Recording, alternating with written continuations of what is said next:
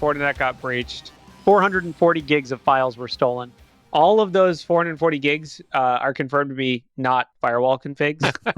Just kidding. It was third-party, cloud-based shared file drive. Fortinet claims it only affects 0.3% of its customer base. The threat actor claimed that they attempted a ransom, and Fortinet basically told them to screw off. Sure. And so they posted it. Fortinet's response, if you read the comments, they're acting like this is no big deal. So next week on the news, we'll talk about why it was a big deal. Stay tuned.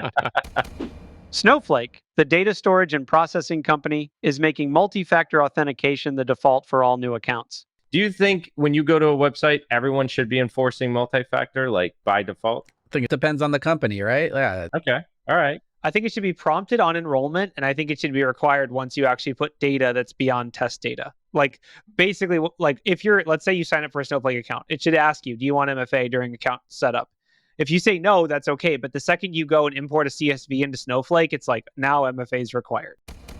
Larry Ellison, the billionaire co-founder of Oracle, is trying to develop an AI platform for all of the cameras, feed all of that, like, surveillance cameras and police cameras and all this other stuff in to see if people are doing bad things. This is the definition of this is only newsworthy because a billionaire said it. Here's the quote. He said, every police officer is going to be supervised at all times. And if there's a problem, AI will report the problem and report it to the appropriate person.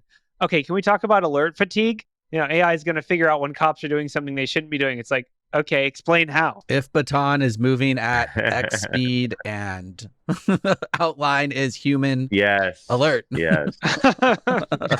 Yeah. There you go. I wrote the first detection for the AI. Okay, so how the heck is Recorded Future worth $2.65 billion? Mastercard recognized as being in the forefront is that it needs to be less reactive and more proactive. Mastercard decided our fraud detection division is going to be scrapped. We're going to spend $2.5 billion to turn it into its whole thing. And they could probably sell those services to vendors and other things as well. While they're spending a lot of money on this, I think it's a good investment in the threat intelligence space because they're going to get their money back from this as it grows over as threat intelligence grows over the next, decade or so. 23andMe is going to pay $30 million to settle their 2023 data breach lawsuit. Oh, it's a class action. Okay. Yes, it's a class action, which means everyone gets like $3.32 or something like that. Yeah, give me that check. Can I get something that changes my DNA to someone else's? You could buy a broken microwave. Yeah, it'll do that. You will be sent a link where you can delete all your information from the service, and you'll be able to enroll a 3-year privacy and medical shield and genetic monitoring. Genetic monitoring? What does that mean? If your DNA changes, they will tell you. They're like, oh, we detected that you've been cloned with that data breach. You get an email. A clone has been grown in bat number 2782. Would you like to terminate? Google might be in violation of GDPR for sampling personal data as part of setting up its models and algorithms and training them. Everyone gets the gavel thrown at them by the EU. This is every tech company. If I have on my personal website, here's my name and address, I can have that and still be GDPR compliant, but you can't have it. It's when you as a corporation are processing or consuming personal data. That's when you become subject to the GDPR restrictions.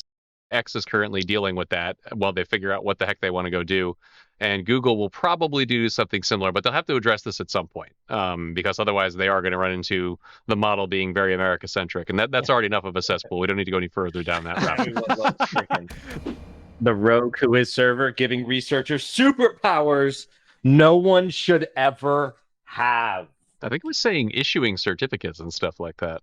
They took over an old domain that was then trusted by downstream everybody, basically. Does anyone really know how WHOIS works? Or is it just layers on layers of like, WHOIS apparently is vulnerable to takeover because of everyone didn't update their WHOIS provider or like the API was out of date or whatever. So it's like, the classic oopsie legacy. We forgot. We don't know how WHOIS actually works. The guy that knew how it worked got fired 5 years ago. Join us for live InfoSec news every Monday at 4:30 p.m. Eastern Time on the Black Hills InfoSec YouTube channel.